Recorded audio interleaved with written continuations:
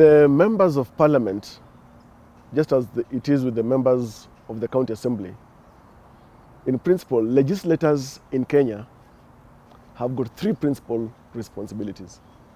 1, representation. 2, oversight. 3, legislation. 99% of those three roles take place either in parliament or the precincts of parliament.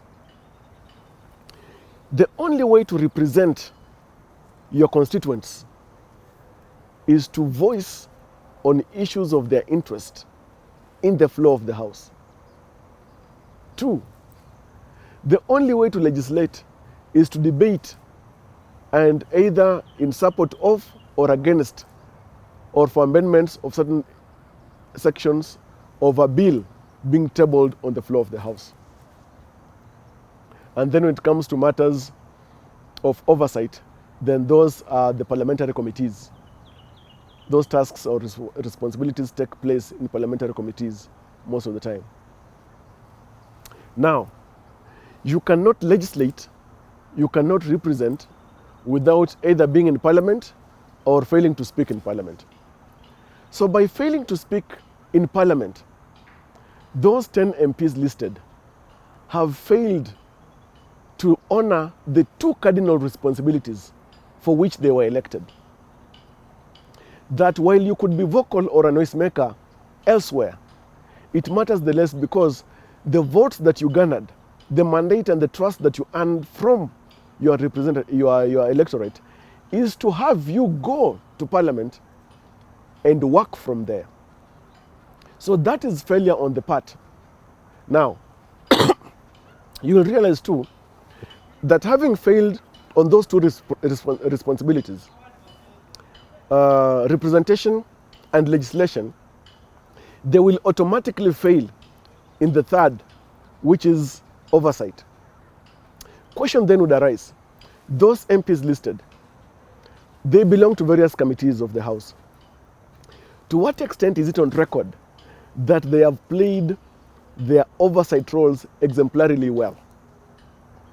You would find that if at all they score, they will score very poorly. Speaks to the issue I was talking about, the recall.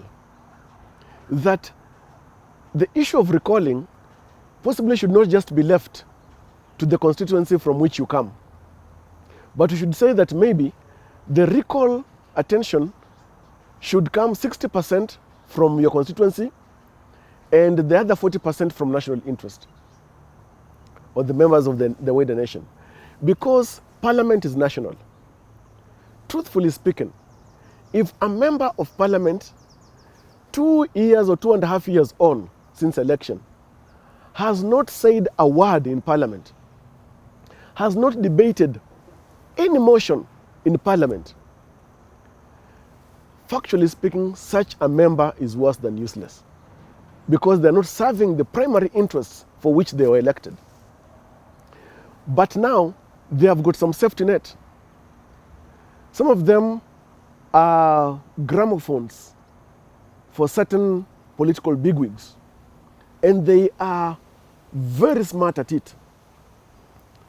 So you might think that they are very active, very instrumental, and very useful in terms of their 3 legislative parliamentary roles, which they have now failed completely.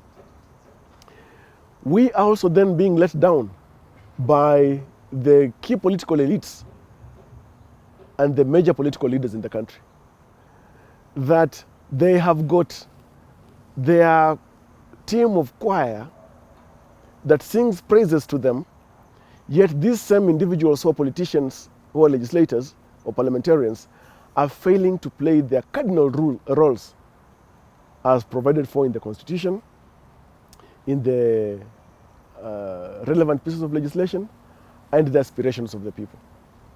So I think they need not only be indicted by word of mouth. Such kind of profiling should be actionable.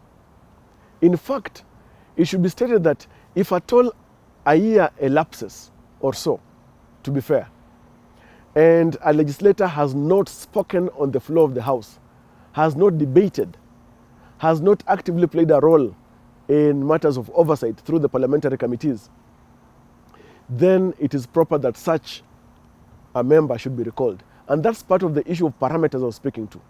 That the parameters for recall should include failure to speak in parliament at the national level, at the county level for a year, failure to debate or contribute to bills on the floor of the House, and failure to play critical roles in parliamentary committees.